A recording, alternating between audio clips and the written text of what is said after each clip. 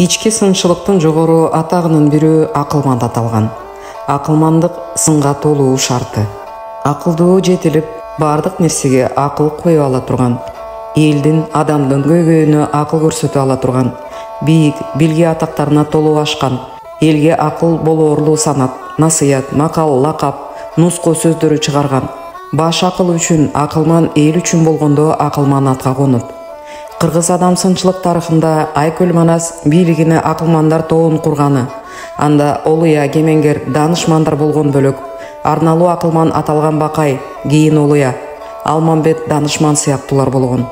Ал Каныкейди калк арналуу акылман атаган.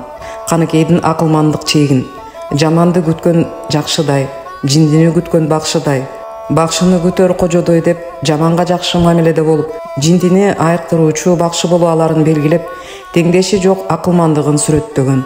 Акылмандар ар бир элде, ар бир айылда болгон.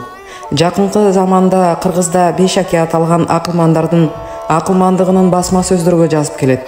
Акылмандардан көбүнчө элге акыл болоорлуу сөздөр калган.